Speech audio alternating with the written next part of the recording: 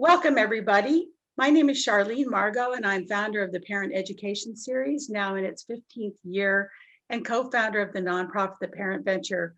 We are just delighted to have with us today National Urban Alliance, its president, Eric Cooper, leaders from NUA, as well as Linda Montes, Dr. Linda Montes from the Redwood City School District.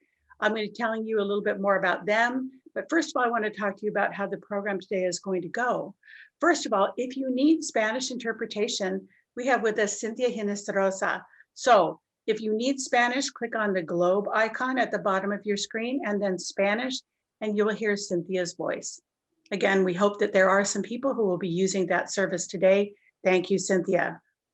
We know that today's topic is so important, the power of belief promoting equity for all students. I spoke to Dr. Cooper close to a year ago when I heard about his project in the Redwood City School District and was just so excited in talking to him. He ended his conversation saying, "I love you, we've got to do this again." And I thought, okay, we're going to. Took a while to get here because everybody on the panel today are very busy people, but we are just touched and delighted to have you with us today. So again, special thank yous to Andrea Guerin, Director of Health and Wellness for the Redwood City School District. Her support has helped make this program happen, as well as our sponsors, the Redwood City School District, the Sequoia Healthcare District, and the Parent Venture. So again, thank you to our sponsors.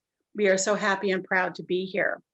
Our panelists today include, as I mentioned, Dr. Eric Cooper, who is president of NUA, Dr. Linda Montes, who's the Assistant Superintendent of Education Equity for the Redwood City School District, Stefanie Rome, Regional Project Director for NUA, Maria Sudduth, I hope I'm saying your last name right, Maria, Senior Scholar and Regional Director for NUA, and Robert Price, last but not least, Senior Scholar for NUA, who has done a lot of work in Redwood City. We are going to have about 45 minutes of content today, followed by 15 minutes of Q&A. So you see again, those of you, I'm pretty sure you are used to Zoom by this point. We have the chat button and a Q&A button. We ask today that you put your questions in the Q&A button. The chat is for links. My partner, Bev Hartman, will be introducing links about our program and about NUA, as well as a short survey. Feel free to chat to us, to chat to one another in the chat area. Questions, again, in the Q&A button. If you can, keep your questions kind of brief. We want to get to as many as we can today. Also, I want to draw your attention to our video library. If you search the Parent Education Series, we have a YouTube channel with 75 videos and almost 14,000 video views, 10,000 since COVID. So we know that wonderful presentations like this, which will appear on our video library in a few days, courtesy of the Boys and Girls Club of the Peninsula. They are our video partners. Thank you, Boys and Girls Club. This video will be on the video library, available for free viewing. All right, let me tell you a little bit about Eric Cooper, president of NUA. I want to start just briefly with a quote of his because it is so inspiring. "When we're able to break the glass ceiling for inner city children and see achievement gains go beyond system expectations, that's when I am the proudest. To seize the opportunity to create hope out of despair, to see children and teachers' eyes light up with awareness that they can teach and learn complex concepts." Wow, I really think that says it all. Dr. Cooper is the president of the National Urban Alliance for Effective Education. He previously served as executive director for the NUA at Columbia University's Teachers College and as an adjunct associate professor. His other professional activities include producing educational documentaries for public broadcasting service, testifying before congressional House committees, advising the International Reading Association, amongst many more. Eric has been nominated for the Eleanor Roosevelt Freedom Award, and he received the Dr. Martin Luther King Jr. Award from the Israeli Consulate of New York City, the Jewish National Fund, and the Jewish Federation of Connecticut. He's been honored by the Committee on Education and Labor in the House of Representatives, as well as the National Council on Educating Black Children. In 2020, Eric was nominated for Secretary of Education by a coalition of national, regional, and education leaders. He received his BA from City University in New York City, and Master's in Special Education, an Ed.M. in Educational Administration, and a doctorate in Interdisciplinary Studies, all from Columbia University's Teachers College. He currently serves on the boards of the National Council on Educating Black Children, Sound Waters, an environmental education agency, and Stanford Achieves. Eric maintains an irrefutable belief in the capacity of all school children and youth to succeed at the highest academic levels. Please join me in a really warm welcome for Dr. Cooper, Dr. Montes, and the panelists from NUA. Please take it away. Thank you very much, Charlene. It's our honor, our team from the NUA, to be sharing some time with you and the parents. I want to thank Charlene for the heroic and wonderful efforts that she does with her colleagues at the education series, parent education series. I also want to thank the leadership of Redwood City, starting with its superintendent, John Baker, Linda Montes, who's on this, and all the other assistant soups, administrators, and educators of Redwood City. And most of all, I really want to thank you all as parents for the heroic efforts that you find yourself forced into, as parents during this, extraordinary pandemic that we're all dealing with. I know some of the problems that you are dealing with. We understand what can happen. I'm going to talk briefly about the effects of the pandemic on building addictions because of students spending so much time online. We will answer some of those questions earlier. We know the challenges. The challenges are deep. They were deep before the pandemic even hit us. For an example, in terms of the data, the national, NAEP data, national, education data in 2019, 2020, only 35% of fourth graders met the proficiency level, 34% of eighth graders met the proficiency level, and only 37% of 12th graders met the proficiency level, which is shocking, and it's a challenge, and it doesn't have to be this way. Black and Latino X students enter high school with literacy skills on average 3 years behind white and Asian students. And as I know from our own work, there are ways of reaching struggling readers. And part of it starts with the title of this presentation. It's called The Power of Belief.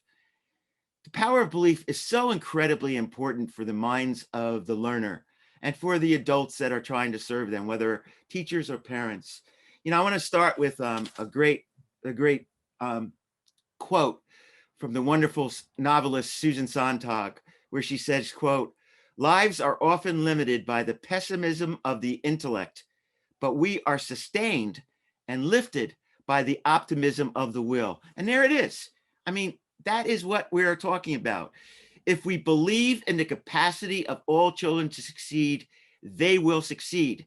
If we are enabling them with the kind of strategies and techniques and worldview and studying skills that are necessary for succeeding, they will succeed, all of them, because all of us are born with 86 to 100 billion neurons, every single one of us.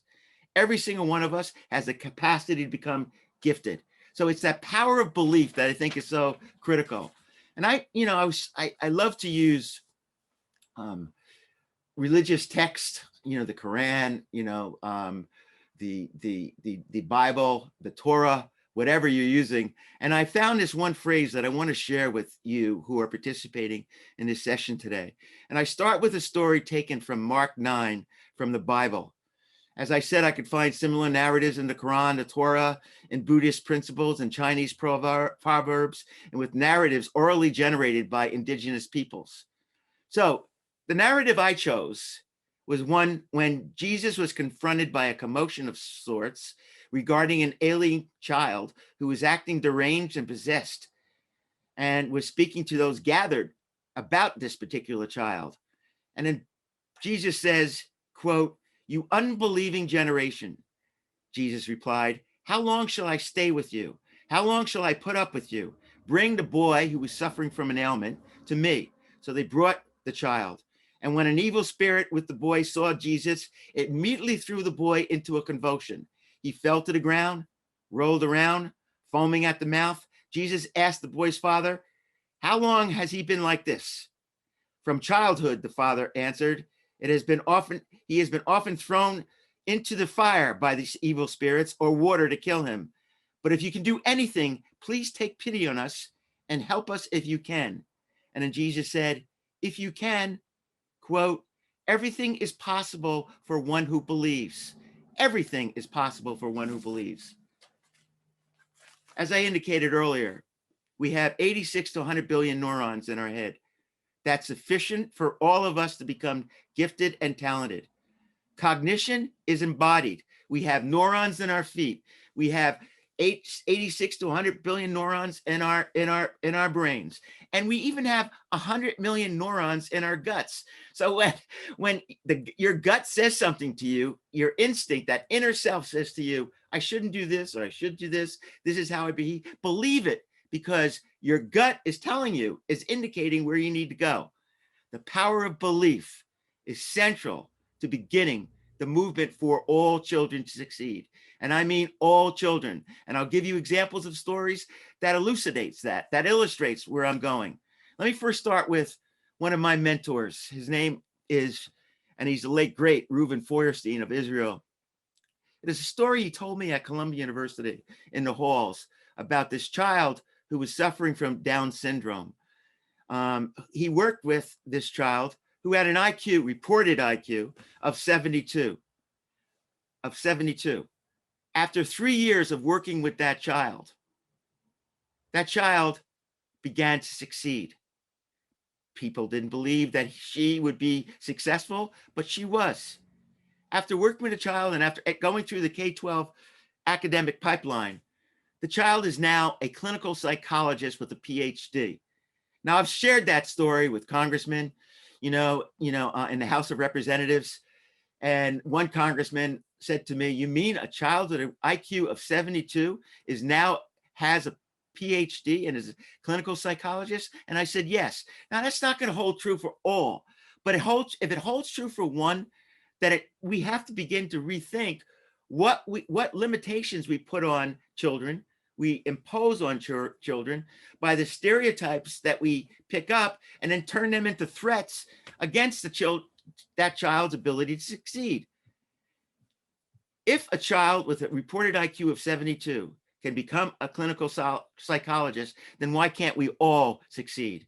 Why can't we all move in the direction of lifelong learning so that we can become the deep thinkers, the problem solvers, the critical thinkers that we know is necessary for all of us?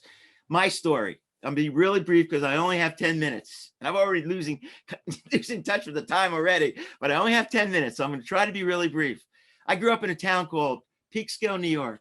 Peekskill, New York is an interesting little city, about 25,000 people on the banks of the Hudson River, where people like Jackie Gleason lived, and Paul Rubens, or Pee Wee Herman, Stanley Tucci, the Academy Award director, Mel Gibson, author T.C. Boyle, and many others lived. But it was a place where as an African-American, growing up in that community during those times in the 50s and 60s, where my teachers did not really believe in my capacity to succeed.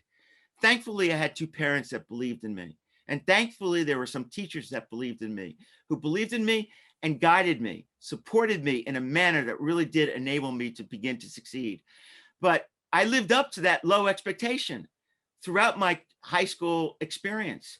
I graduated with a grade level of 72 in all my subjects.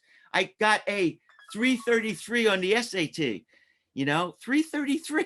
You get 200 points for writing your name on the SAT. I know, because ironically, I became the associate director for research and development at the College Board headquarters in New York City. The point here is that I internalized a stereotype that is pervasive in America to this day, that African Americans or Black and brown children lack the intelligence of white kids or Asian children, which I don't believe. If we all have 8,600 billion neurons, why aren't more kids succeeding? Well, I'll tell you why.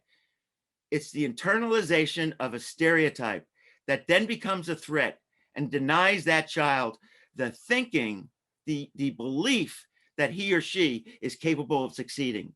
So the only way I got into higher education is I went to a community college. God bless community colleges all over this nation for acting as a safety net for kids who are not doing that well when they leave high school. And it's because I ran into a teacher who believed in me, and he was just happened to be white, and it was my biology teacher who began to guide me. I graduated from the community college. I went to a place called the Universidad de las Americas in Ciudad de Mexico, cuando yo puedo aprender español, where I learned how to speak Spanish, where I learned how to interact in a numerous way. But something else happened. I stopped being Eric Cooper, Black American. I was just Eric Cooper, Joven Eric. That's what they called me. I did not have that stereotype projected on me. So I began to really just love learning. I also had the good fortune of studying with Eric Fromm and the Ciudad de Cartagena.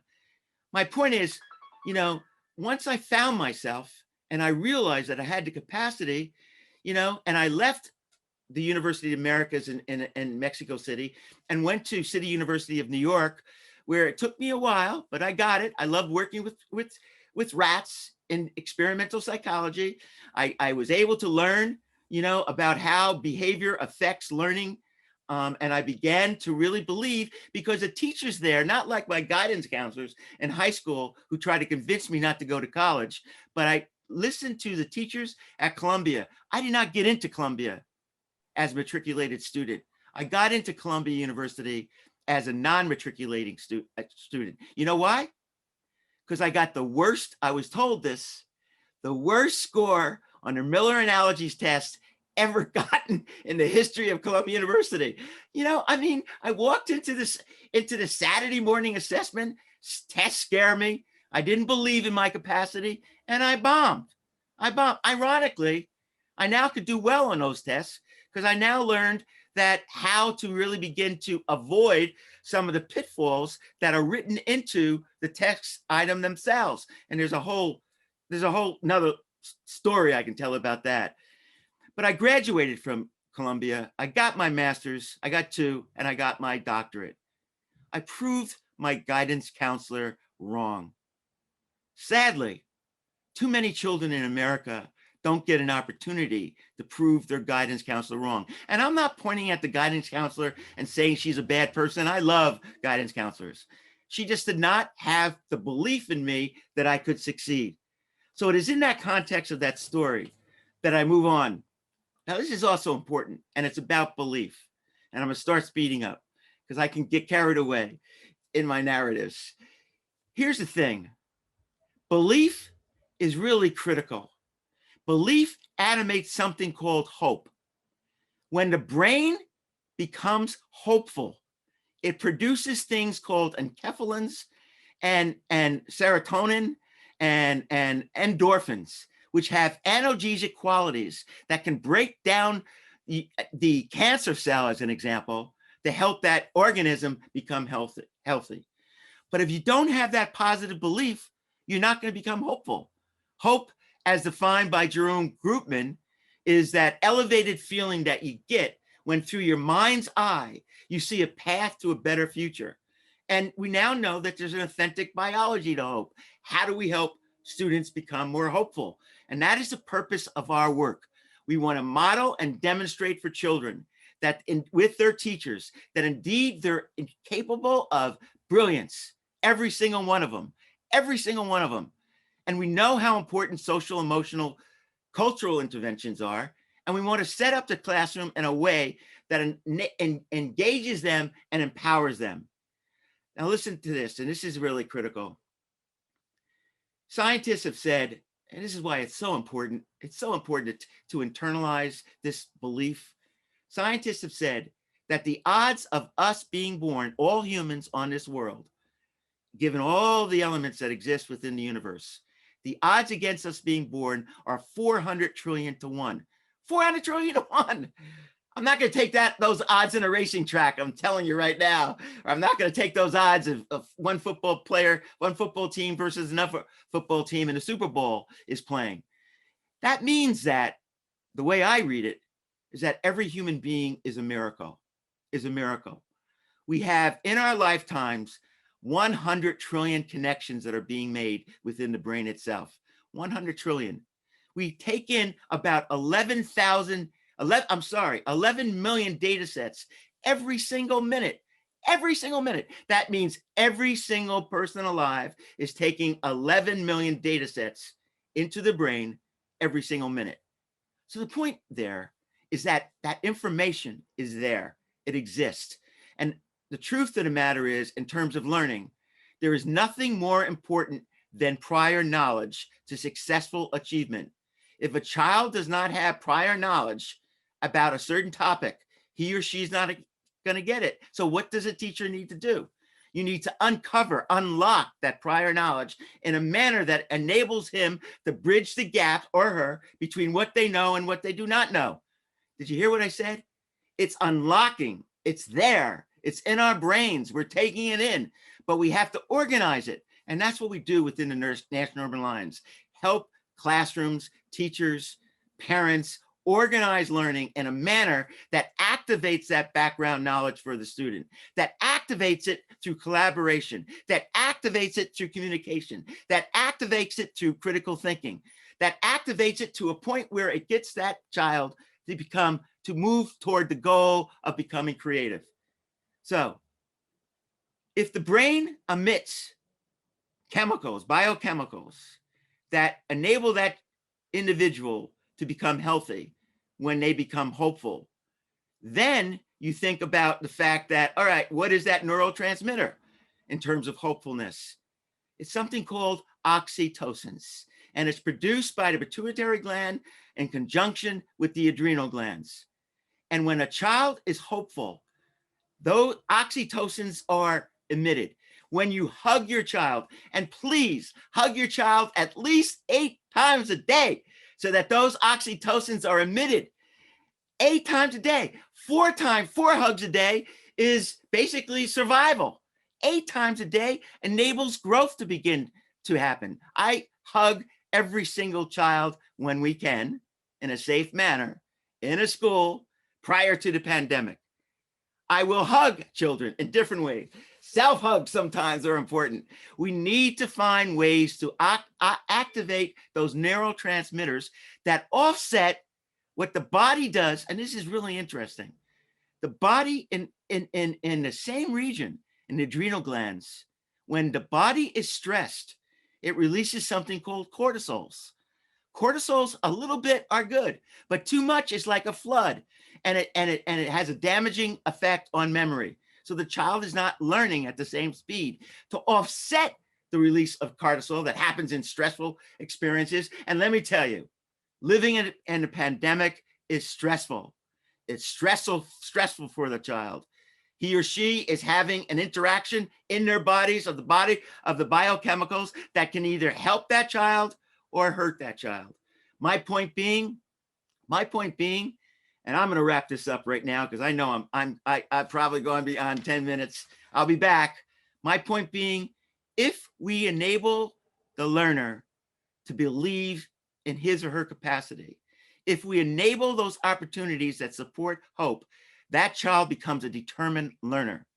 That child becomes a determined, and when that child becomes determined, he becomes or she becomes competent and confident. And that's where we need children to go. I'll end with this particular story because we have to use whatever vehicles that we can use to grab a child. We need to find their strengths. We don't go to their weaknesses. We do not remediate their weaknesses. We work with their strengths. Where are they strong? With auditorily, visually, kinesthetically, where are they strong? You work with that. Here's a story that I'll end with.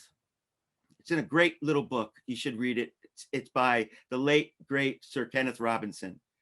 And in the book, it's called The Element, The Element. He talks about going into a classroom of elementary school. And he was watching the children answering questions and being involved. And a teacher said to him, that child has never been so involved ever in any of my classes. And so Kenneth Robinson went over to see what that child was doing. And the child was drawing. She had an interest in art. You can use art to get at reading. You can use art to get at mathematics. You can use art in an interdisciplinary manner that enables that child to succeed. Kenneth leaned down to the child and said, what are you drawing? You got to love little children. You got to love them. The child looked up to Kenneth Robinson and said, I'm drawing the picture of God.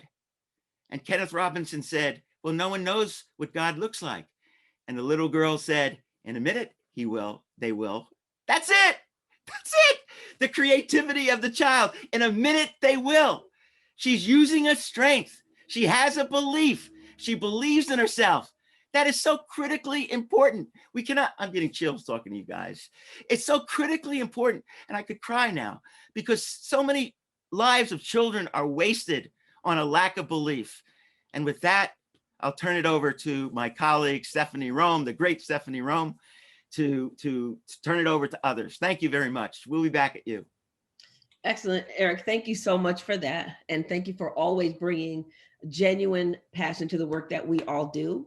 And we are assembled here as a team to not interpret, but to show and share with all of you how we take that passion that Eric shares and the intellect and the belief that he has in all children and make it practical in schools and in school districts.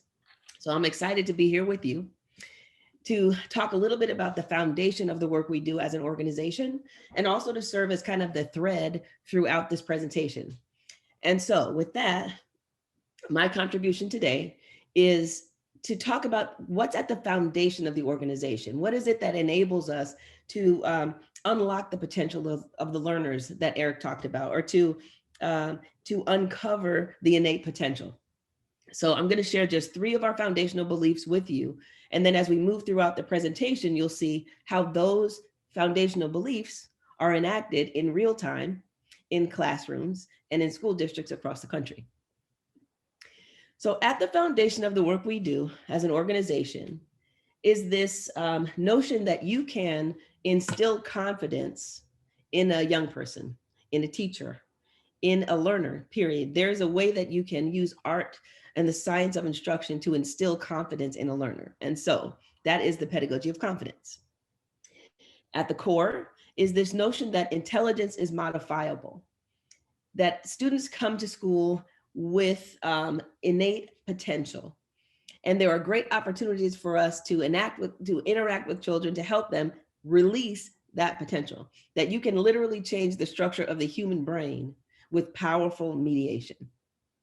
So when you stand between the student and who they are and what they need to know and mediate, you can literally change the structure of the human brain. Anybody can experience learning growth. So we believe that at the core of our practice, and that helps us to instill that kind of belief in learners. Foundational belief number 2, and I'm almost finished with my contribution. All students benefit from a focus on high intellectual performance.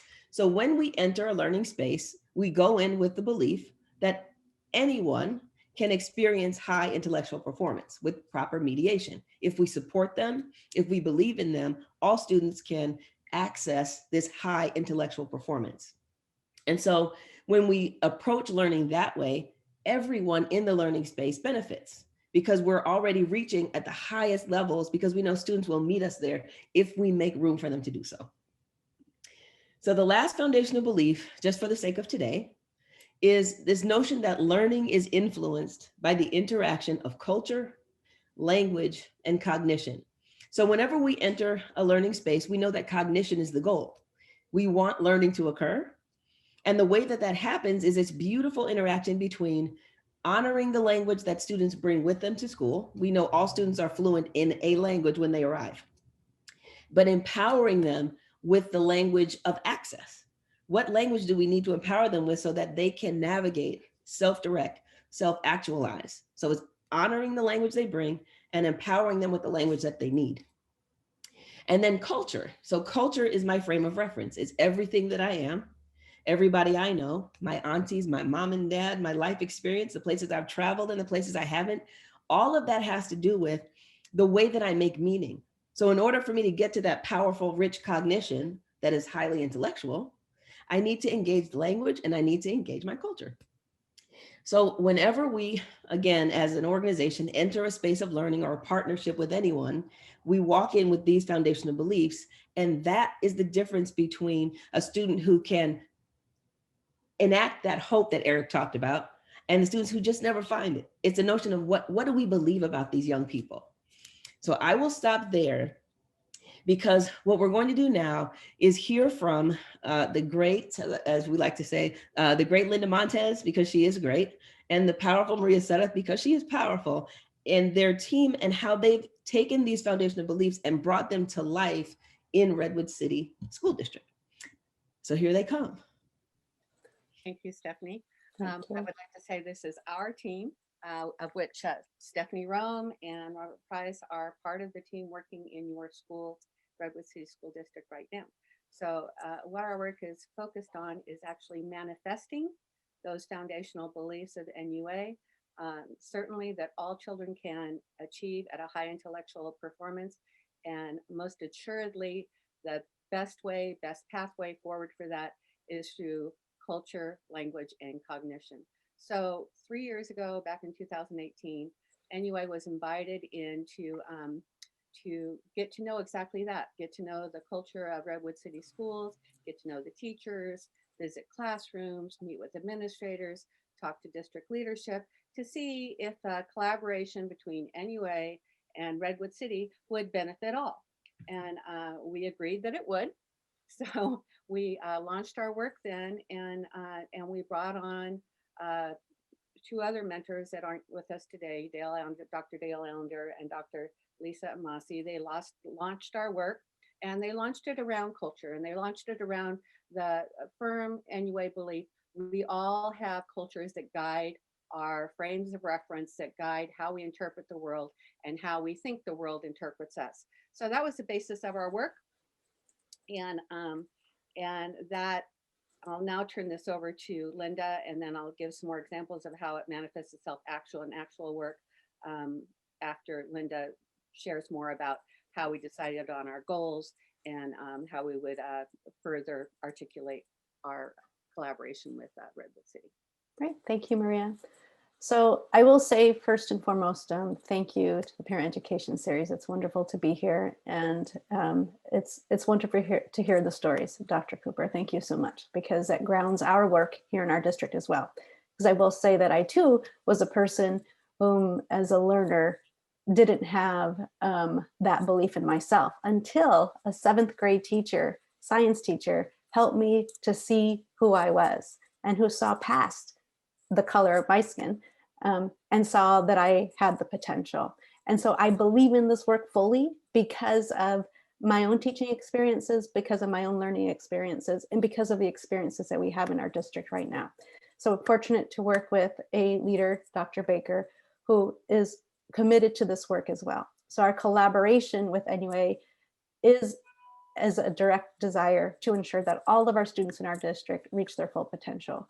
So we want to be able to provide our students with that equitable educational experience to ensure that they have an opportunity to share stories like Dr.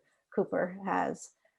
We embrace the pillars that are what we know to be fundamental to the education of our students. So the idea that intelligence is modifiable, this opens the door for our students in incredible ways, because as a teacher, we can ensure that the practices that we provide our students move them forward to reach that high performance. And we know we can do that through a focus of what are embedded in the NUA group is those high operational practices that are opportunities for them to extend their learning, to extend their intellectual performance. And that's the root of what we're doing with our teachers when we provide the professional development and co-planning and co-teaching that Maria will share in a little bit. The idea that learning is influenced by their interaction of culture, which Dr. Rome talked about, I think is also essential in our work, because we know that as educators, our beliefs, the language that we use, the way we incorporate our school culture, our students' culture, our family culture into our classrooms is going to raise or limit our students' potential. So that's profound for our students. for us to know that that learning, right, is that integration of our understanding of how language, culture can lead to a student's cognition, to their learning, is what we are committed to do. That's our work toward a more equitable practice for our students. So we're going to share a little bit about what we're doing as a district and the professional development that we're providing. So I'll turn that back to Maria. Thank you, Linda. And so I know that some of the questions coming up from parents is concerns and wonderings about how does this work in distance learning. I have to say that when COVID hit last year, we were all set to come back to Redwood City and teach in the classrooms, provide professional learning with the teachers. And then, of course, that all got derailed. Well, we shifted gears. We started working with Zoom and we started working with teachers and highlighting that, yes, you can have truly engaging interactions with students through this platform, Zoom. We can get the cameras on, we can get children engaged with their learning in very profound ways. So just an example of what that looks like right now in Redwood City is that our mentors, Dr. Stefanie Rome, almost Dr. Stefanie Rome, ABD, and Robert Price. They start each week often in faculty meetings or with a group of teachers, and they demonstrate a lesson on how we provide that pathway to engage all children and engage them in their learning so that they're demonstrating that, yes, they are very much capable of achieving at this high intellectual performances. And when they demonstrate that lesson, then they invite teachers and teachers invite them into their classroom across the week. So what happens is our mentors come in, they may start a lesson, then they start co-teaching with the teachers, then the teachers teach the lesson, and then they debrief and talk about how it happens. And Robert will be talking about that in a little bit, what that looks like, but the reality is the cameras go on. The teachers are engaged, the kids are engaged. And so just to let parents know that when these best practices, these best equitable practices are in place, the children can still engage. No, it's not the same as brick and mortar, but yes, it can provide for the kind of high operational practices where children are successful. And this has all led us to our equity committee work now. Linda? Yeah. So although issues of equity have been conversations in Redwood City School District in recent years, the opportunities to reimagine what our education looks like through an equity consciousness lens took on more urgency for sure as through the COVID pandemic, because it highlighted inequities across the district. Our RCSD leadership adopted just recently an equity policy, and we committed to working with the larger Redwood City community to develop those administrative regulations for more specific actions toward more equitable practices. And that's what we've come together to do with the National Urban Alliance as facilitator. With the support of our superintendent and our school board members, we formed an equity committee. And what we're looking and what we have is a common aspiration that we want what is best for the students in our community, because we know that the success of every single one of our students is what's going to make our community stronger, and we're committed to this work. So our community members are coming together, and they represent across the district, parents, school staff, teachers, principals, district site leadership, board members, district leadership, community partners, and parents.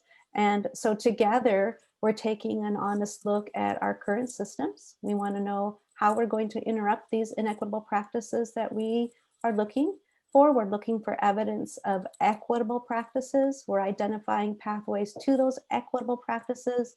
We're identifying as a group what are impermissibles, what will we no longer allow. And we want to replace those with these high operational practices to ensure that our students are successful. So we're following the work that has been done in other schools across the US with the National Urban Alliance. And it's a great partnership, and we will continue this partnership and this work. So I'll let the next person is going to share a little bit about what that looks like with students in action. Excellent. So the next piece of this presentation takes us from the belief that Eric talked about to the foundational beliefs that we hold as an organization, to the systemic support that is critical to making this work come alive in classrooms. So what we're going to do now is engage you in taking a look at the practical piece. What does this look like in terms of instruction? because it takes all of the support that Linda just talked about, from the superintendent to the assistant superintendent to parents and partners, having conversations about practice and equitable systems in order to make this work become real. So Robert Price is going to take us into what this work looks like in real time in schools. And then we hope that we'll be able to engage with you about any questions that come to mind after this, because I think when you see this, you'll begin to understand the practical application of all the theoretical things we've been talking about. Okay, Robert Price, take it away. Thank you, Stefanie, and thank you for everyone joining us today. So just before I share the power of amplifying student voice video, it's a very short, less than 2-minute video I'm going to share. But Maria just shared about something as an example of working collaboratively with the schools. We roll up our sleeves, we model, but the real key is believing in the professionalism in the classroom, believing in the professionalism of the leadership. We've even done trainings with the board, school board. So it's really about bringing the whole community. In the classroom, we'll model. An example is a group of teachers model. They then go do, we might be co-doing it with them. We come back, debrief, then they take it and we keep building upon that. And it's with a equity consciousness lens, a belief in belonging lens for all students, their engagement. So with that in mind, I'd like to just share a Cesar Chavez quote, which kind of brings together about the idea of NUA with creativity, with about collaboration, with about critical thinking, with about building the community. And building community is essential with National Urban Alliance. And so much so that we model literally exercises, but even more importantly, there's lots of research out there that will show, like even out of the Ohio State University a couple of years ago, that social capital or community is essential for success, including with test scores. So a real key piece here, though that's not our drive in itself, what is important is the success of all students. So a key part is, and it's been referenced already, the cultural frame of reference. So it is important to know what is the frame of reference of the students. And in the next screen that comes up here, you'll see we often lead through an exercise about learning what is our cultural frame of reference. And this starts with the educators, this includes the students. We need to know each other. We need to know our experiences, things that have us who we are, and then most importantly, our schema, our text-to-text connections, our text-to-self, our text-to-world. What makes us who we are and how can we recognize it and make that very, very important to what we do. It is essential that we know each other in that manner. So a key part is the high operational practices, which Stefanie, Maria, Eric, and Linda has been sharing. And I'm going to just pull it 4 of the 7 here. The student voice, student-centered, which is really about building relationships, knowing each other, situating the learning in the lives of students. And we really got to look at their strengths while we're amplifying their voice. Now, another piece that NUA does while this is happening in the classrooms is working with some students as well. And it could be about a current issue of the day, which could be like COVID or whatever it might be. And then leading them through using the same methodologies to learn more about the students, and then they see their strength. And we like educators and leadership watching what happens because students are just brilliant. They're always amazing. And given the tools, the belief in their capacity, it's amazing what they'll do. So we look at a quote here from one particular student there, and we're going to see a short video, very short. Now, of note, we will leave you also right after this, watching the video, a link that you can go see a lot more about the project online, which will also show you a lot more video clips, including with educators and so forth, including the equity committee, which has been referenced, which that's another exciting piece just of note. All these pieces interconnect, and that's policy, which is really exciting. So we're going to watch a short video. It does have some subtitles in it, so it'll help us make sure we can hear the whole video.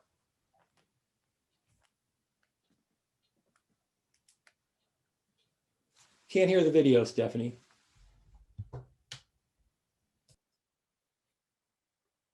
Stefanie, you have to turn on your mic. That's why we can't hear it. Okay, absolutely. Thank you. Definitely want to be respectful. Okay, here goes. One more time. What is the purpose? Can I put what is the definition? I put what is the definition of social justice. You put what's the purpose? Which question are you writing? How is social justice used? What does social justice do for humans? Sure. What's it needed for? Type of question is, what is social justice and is social justice important? Are they similar or different? Similar. You say different, you say similar. Let's work together. You have to have consensus. Why is there social justice? Here's all my questions. Can social justice What's called vandalism? See, vandalism is a very serious problem. Could be a good place to put it because a lot of seventh and eighth graders write on the walls. See that hole over there?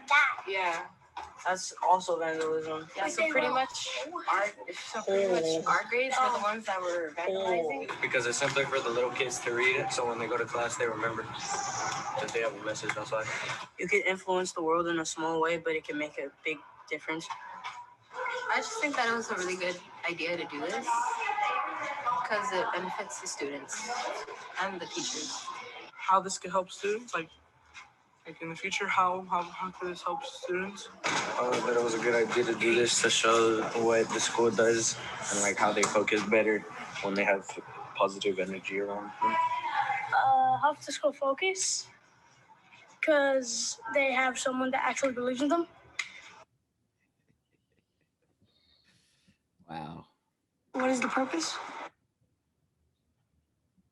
Rob, you're on mute.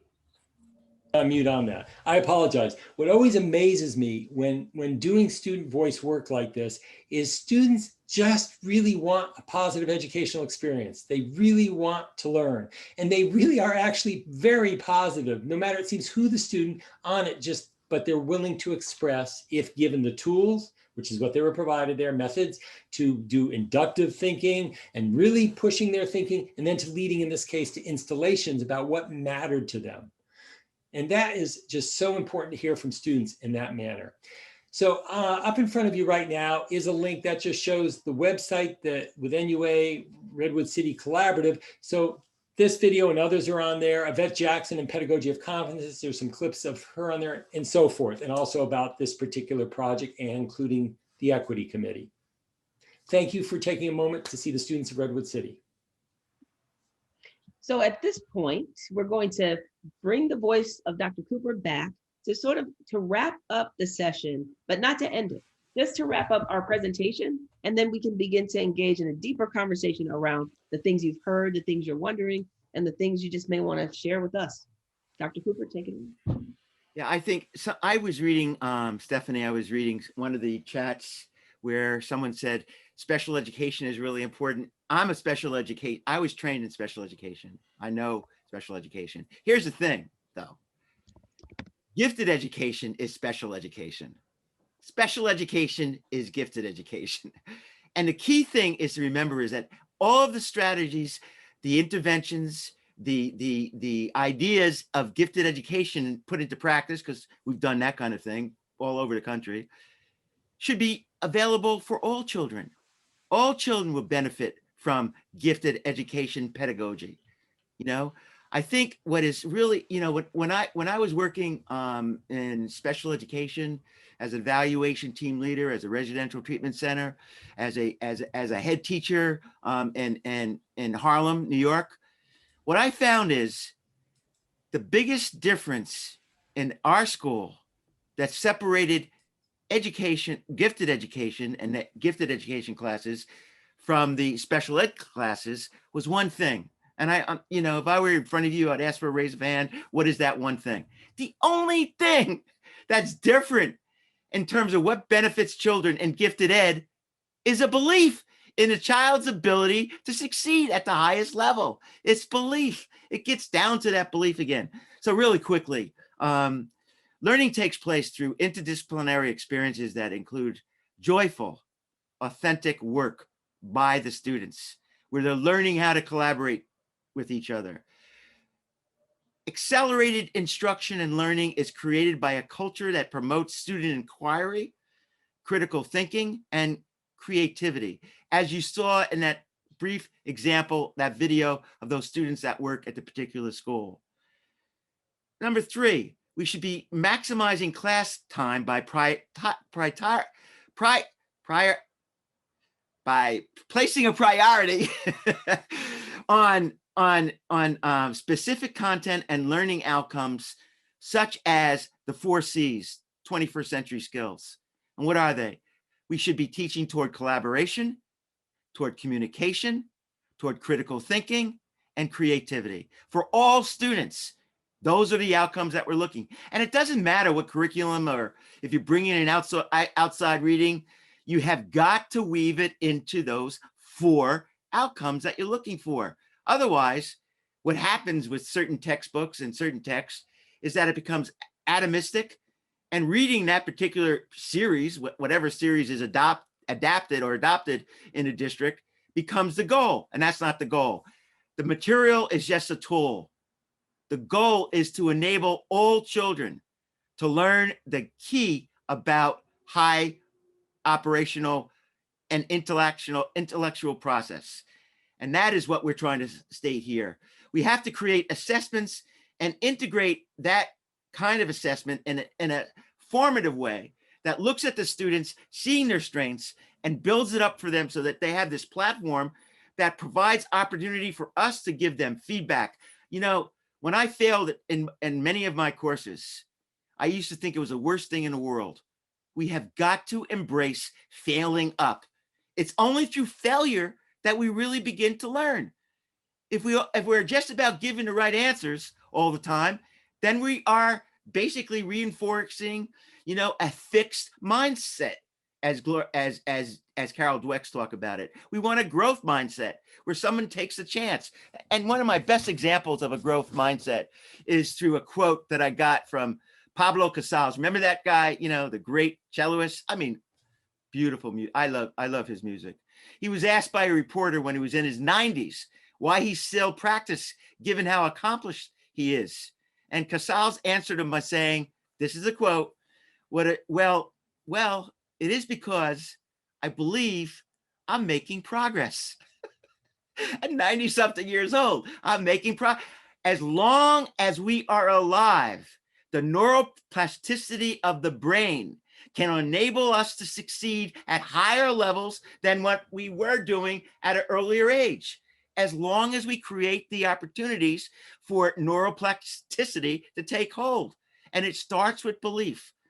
And then the last one, in terms of, in terms of instruction and learning, we need to provide intentional and purposeful opportunity for students to reflect and publish their ideas so that they learn that writing is for communication. It's not for getting a grade or getting an A versus an F. It's for communicating your ideas. And what's the best way to get students to really engage and write in creative ways?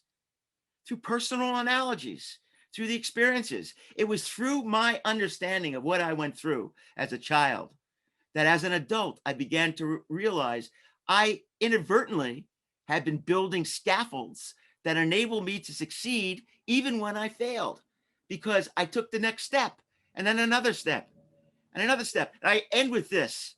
You know, that guidance counselor who never believed in my capacity to learn and succeed at higher education? Well, my mother ran into her after I got my doctorate from Columbia University's Teachers College. And she asked my mother, how is Eric doing?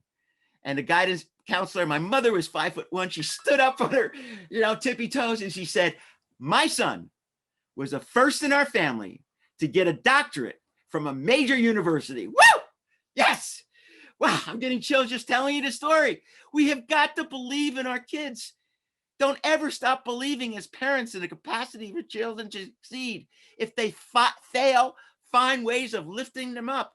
Let them know that it's okay, because it's through failure that you begin to learn. The idea in school is not to answer every single question correctly, that the teacher otherwise become robots, following a textbook step by step. Learning is not that way. Life is not that way. In reality, life is messy. Politics are messy. How do we help kids engage? We help them engage by giving them the structures to enable them to become lifelong gifted learners. That's what it's about. I'm proof of that example as it relates to what I've been able to accomplish. And with that, I want to thank you and send it back. And so, all right, here's something that I wanted to say. This is a quote from Wendy Mogul. Thank you, Stefanie, for reminding me. And it's a beautiful quote. And I'm just going to paraphrase because of time. Basically, as educators, all we can do is plant the seeds in a soil that we create that we enable to become fertile. Water them appropriately, nourish them, and allow them to grow. And that picture is of that growth. It's a beautiful thing. It's a beautiful mosaic. We are not different. Race, give me a break. There's only 0.001 difference among all of us. Language, come on. Please, let's create a world where every single child can flower as in this field of wildflowers, so that their beauty shines on. Because it is that in that beauty, in that face. Remember where I started? Each of us is a miracle, a miracle. The odds of us being born are 400 trillion to 1. And that is why I cry so deeply when a child's life is snubbed out. It's why I cry when police think that African-American or Hispanic children are 4.5 years more older than they are and treat them like adults. Enough. We need to embrace the children and find that common ground as Americans that enable every single one of our children, every single one of our citizens to succeed. Back to you, Charlene. Thank you very much. Well, thank you, Eric. I think that we all understand now why NUA exists and why you are also passionate about this work. It was really incredible hearing from all of you. That video was so moving. Linda, your students, Eric, Steph, just amazing today. Incredible. So we have time for a couple questions now, and then I'm going to let those of you who need to go at 1 o'clock, if you have other time commitments, to do that. We're going to stay on for another few minutes and answer a few questions. But again, let's get going. Here's the first one. How can public schools with larger classrooms truly give equitably in terms of time and attention to each individual student when someone is not lucky enough to be mentored or inspired by a special teacher or staff member? Great question. Great question.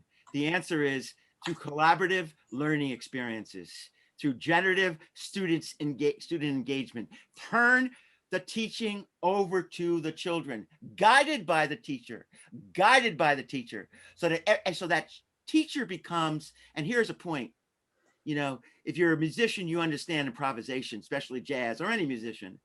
I'm a jazz musician. I understand improvisation. We need to have more guided improvisation in all of our schools, where we're building on the strengths and what is being shown by the child in his or her voice in a manner that bridges that gap between what they know and what they do not know. And therein, by the way, I've said that before, prior knowledge is key. It's not race. It's not your genes that creates excellence in the individual. It is a collaborative understanding that the power of the team and the IQ of the team is much more important, much more impressive. And the best definition of intelligence I've ever heard is by Jerome Bruner, not us, where he says, intelligence is not what you know, but what you do when you don't know what to do. And I presented in front of 1,500 juniors in Providence, Rhode Island once, and they were parroting that statement. It's not what you know, it's but what you do when you don't know what to do. So if you don't know something, maybe someone else in the group will. You bring them together, you find each other, you link arms, and you work together toward that goal of success. And so in my opinion, schooling should be toward the kind of collaborative learning that enables the students to create their own pedagogies in terms of how to interact. So it's through collaboration, it's through guided improvisation that the teacher is able to elicit. You know, Linda's husband is an art teacher, a brilliant art teacher, I might add, you know, in Redwood City. He gets it. When I was in his class, you should have seen the kind of, he was like a conductor, the ways that the students around their art were interacting. I mean, it was a cacophony of beautiful sounds coming out of that classroom. We need that. When you're a parent, you walk into a classroom, you know, you're observing in a school, look for how teachers engage the students collaboratively. If they're sitting in straight rows all the time, warning sign. I'm not saying that's bad. I'm not saying lecturing's not good, but it is how we're able to collaborate that's key. So in a long-winded way, I hope I answered it, Charlene. Absolutely. And so again, if you need to log off now, we really thank you for coming. We appreciate your time. And again, big thanks to our panelists. We're going to stay on for a few more minutes to do some questions. So thank you. Boy, the power of belief. Eric, you have shown us that you believe in the power of belief, and that is what really matters. One of the things that we've noticed, especially here at the Parent Education Series, is the power of parents. And that's why we started this program 16 years ago. And in a funny way, you know, we say, it's kind of an in-joke, it took a pandemic for people and schools to realize how important parents are to their children's education. I actually went back to grad school in my 50s. I was older than some of the professors. My cohort mates were the ages of my children. But I studied parent ed as a science. And what I learned is that parent engagement matters and raises academic achievement levels for all students, no matter race, culture, ethnicity. And that's what we're doing today. So here's a question that I know is much on everybody's minds. This one may be for you, Linda. Like many parents, I'm worried that a year of remote learning will negatively impact my child's academic future. We're doing our best, but my kids really miss school and their teachers. What do you advise? I think that's a question on all of our minds as well. And I will say that I hate the term when I hear learning loss, and there's going to be a learning loss, because the fact is then we're automatically assuming that no learning has occurred. And if we're following Dr. Cooper's logic in this, the learning also takes place from all interactions that our students have. And so right now, I have seen preschool teachers through TK through 8th grade have high engaging lessons. And we're working with both Stefanie and Robert and Maria, 3 of them, to make sure that that is happening in our classrooms. I will say that students sense stress. So if they sense that a parent is stressed about their learning, that's going to impede their learning. And so rather, I would look at it as, what can we do collectively as a community and within their own family to continue to help our students read every day, have opportunities to engage in rich experiences like science. I saw one of our schools handing out all these science kits because their students were going to be doing science kits through this month. I think that working in collaboration, as you say, parents are key to this work right now, absolutely, as always, but even more so now. Working with the classroom teacher, ensuring that students are engaged in their activities, even in the small, because we do a lot of this Zoom in small breakout rooms with students as well. I do this with parents in our parent evening classes. We've done Zoom sessions together in small breakout group. And what I notice is across all of our demographics in our district, all the parents want the same. They want to make sure that the students are making and accessing every single thing that they can during this distance learning.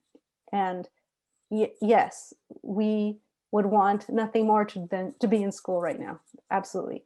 And I know Dr. Baker is working closely with the State Department and in our county to open up as quickly as we can, as safely as we can, because that's what's most important. Can I add to that, Charlene? You can answer anything you like, Eric Cooper. Okay. As a parent, now our children are now 24 and 26. When I was left with my kids alone and my wife left, I went, oh my God, she's a professor at Columbia University. I met her in an airplane on my way to Washington, DC. Think about that. It's amazing. When she left, I figured I had to do something because I was working at home to take care of the students, my children. And I created something called 30-30-30-30. Now, this is really important because too much time is spent in front of the screen, especially with video games with students. You're going to find that your child, if you're just using that as a babysitter, will become addicted, will manifest behaviors of addiction. And you're going to have to break that at a certain point. So I would advocate what I did: 30 minutes of math, 30 minutes of reading, 30 minutes of playtime, 30 of playtime, and that's outside playtime, and 30 minutes of music. That's what I did. And then, you know, for another period of time, it was free time. It worked for my kids, for our kids. Get outside with your kids. Get outside with your children. You know what makes me cry sometimes? I'm talking to you from Stamford, Connecticut, and I take our dog, our 2.5-year-old golden retriever, out for a walk almost every single day. no matter what time, to get away, to get outside. And I see parents with their children hiking, and the parents are pointing out, trees and mathematics within nature and so on. And the children are and some of the parents are doing activities with them, which can be easily facilitated, so that they are taking in this data. 11 million data points every single minute. Make sure it's not just in front of the screen, so that addictive behavior is reinforced. Break it up in a manner that enables them to succeed, whether they're outside, so that they see the authentic nature and the necessary transference of learning to the outside world. Because that's when it becomes the context of the real world that we know that where we want students to go. It's really great advice, Eric. Thank you for sharing that. Yes, parents, get outside with your kids. If you don't have a dog, walk the kids. Here's another question that I know a lot of parents are thinking about right now, especially during COVID-19. My kids think I'm being too hard on them about school and homework, but I know that education is the best way for them to succeed. How can I make them understand that education is a privilege and that they should work hard? Steph? Thank you, Eric. I have a deep connection to that question. And I am raising two 15-year-olds and have been a teacher for a very long time. And I think that the strategy that comes to mind, very practical, is to share with them the voices of people that are close to their age who have been successful because of hard work. And so I say that because there are some wonderful short videos on YouTube of young scholars or young entrepreneurs. There are wonderful books that have been written about young people who are doing amazing things. And the common thread in all of that, even when you think about the young lady who spoke at the inauguration, the key to all of that is hard work. And it's not the parents saying it. So I have my children read. I started working for NUA many, many moons ago. And Eric shared 30-30-30 with me. I was not a parent yet. And I was pregnant with twins at the time. Now they're 15. That's how long I've known Eric Cooper. But I use it on my children. The practices that we aspire to, and with their children, not on them. Power with, right? That's the power with my kids. Right, but right. To show them examples that aren't you saying, work hard, work hard, work hard. Let them hear from young people who said, I just worked hard. It wasn't easy, but I figured it out. That's wonderful. And then you just sit back and kind of smile and nod and go, hey, I said that yesterday. Hey, they're saying the same thing. It wasn't me. So to the parent who asked that question, I feel you, we are in the same boat. And so my strategy has been to sort of enter through the voices of people that are like their colleagues or their cohort who have worked hard, sacrificed, made mistakes, and still succeeded.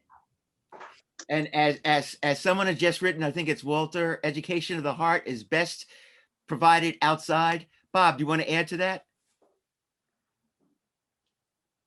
Well, I mean, I'm just going to add that the outside, it's, I grew up with that. So I can only speak to that from that aspect. And as a result, you carry on with what you grow up with. So my children are on each side of yours, Stefanie, as we know. And I've been doing that since early on, where we go outside just naturally, and I don't overdo it. So I just think it's important. And I found as a teacher, I always had my students outside. In fact, my belief is especially in cold climates, I don't care. We go out every day. It's just a matter of how much time, depending on the temperature. It's just we see more of the world, but you've got to model it, and you've got to model interest as well. I think that's what we all know, but the real, genuine, authentic modeling of high interest. So we've got to have it ourselves. Maria? Well, I completely agree with everything said so far. My children have children of their own. So when Stefanie, when you were talking about go to the literature, my 17-year-old grandson who just graduated from high school. A little louder, Maria. A little louder. I don't know what the deal is with this. I usually don't have a problem being heard. Right.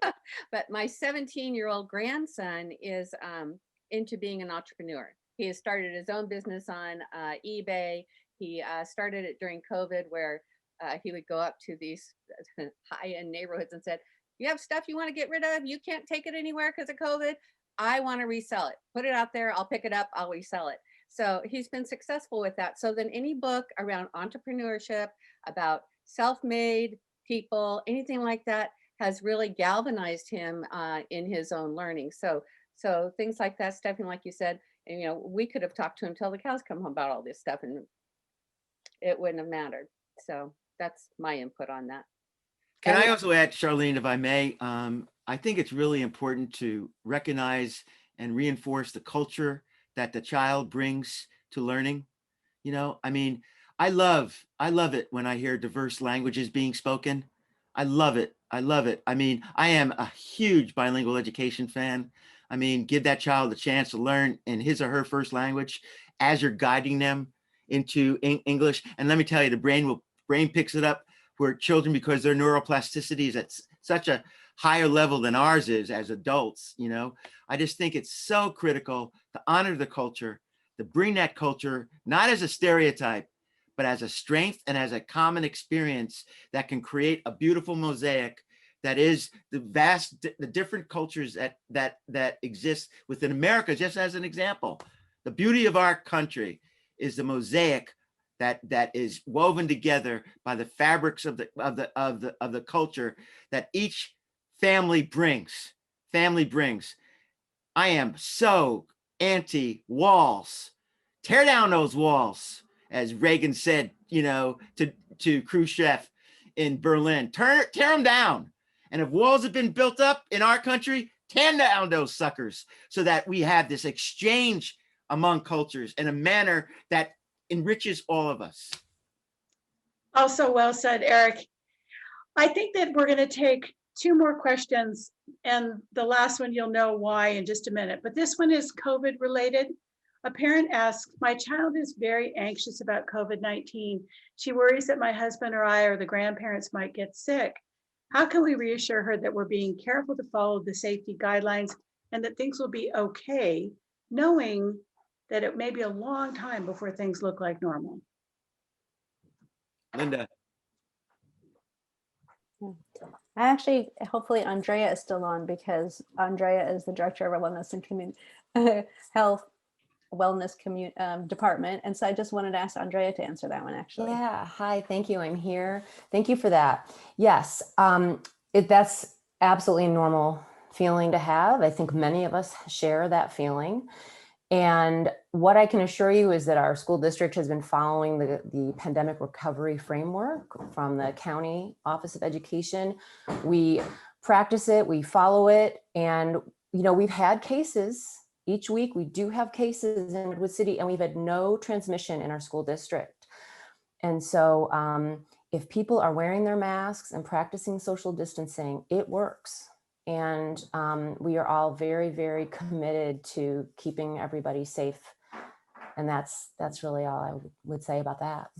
Mm-hmm. And I will add, I have children, my own, who are in 20s, and they were worried about this also, right, when we first started and what was happening.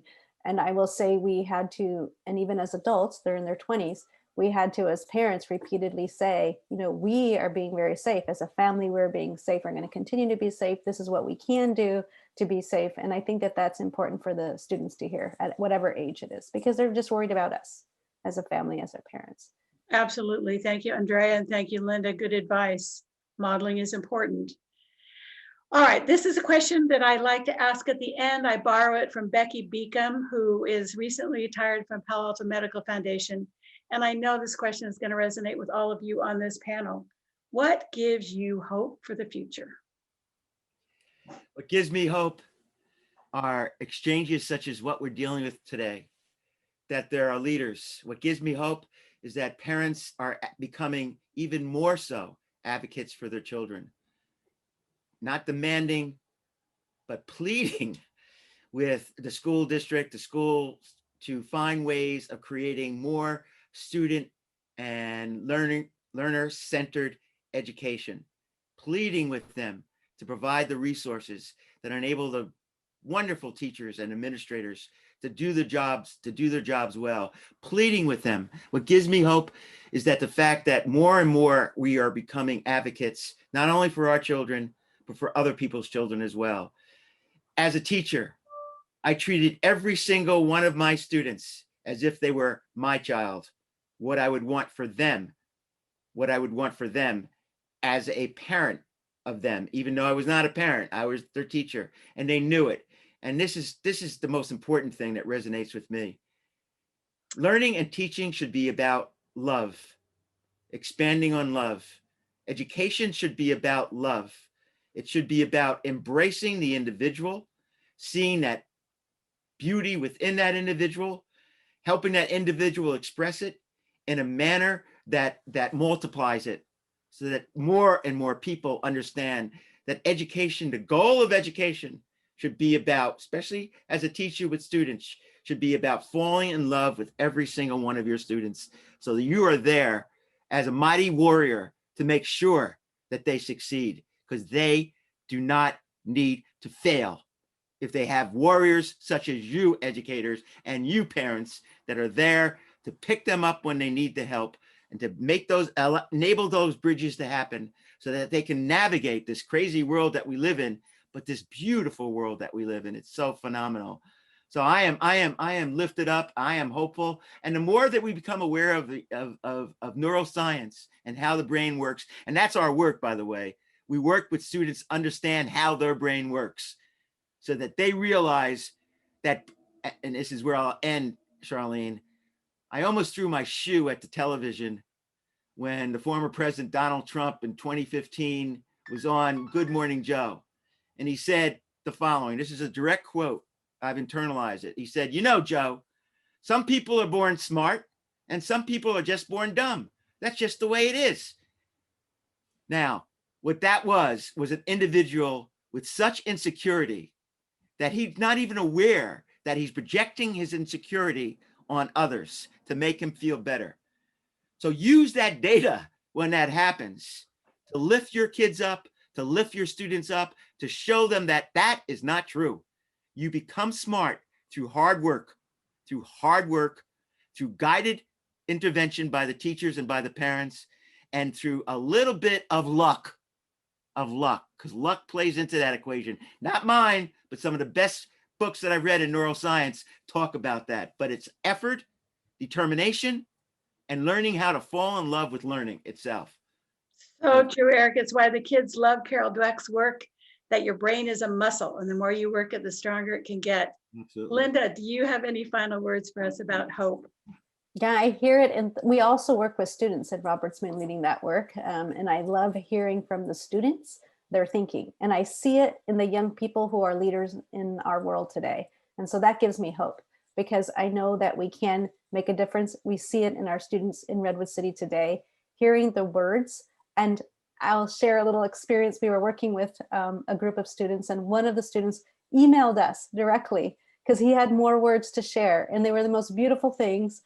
And I have hope that they see in us that belief in them, because that truly is going to make a difference. Absolutely. Anybody else? Words to share? Walt Whitman said a great quote, said, one word can resonate with the soul of a human being, so much so that that person begins to flower. Stefanie, you had your hand up. That was powerful. The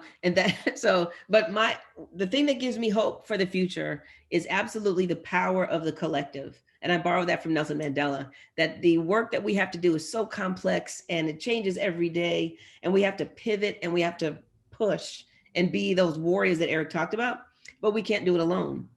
So every time I have conversations like this one with like-minded individuals who believe in children and believe in study and believe in science, I have hope that it's going to happen. That what Linda described, where the students believe we believe in them, is going to happen. It happens every day, but it has to be together. It can't just be me going solo. That will never work. But together, we are a mighty army. That's right. And education's about love. That's a quote that our friend Sir Ken Robinson would love, Dr. Cooper. That is beautiful. Anybody else final thoughts before we close? Bob? I'm just going to accentuate the two things that were just shared there. The collective. Redwood City is a model of that right now. It's not an easy piece to be able to do that, but all those pieces keep coming together.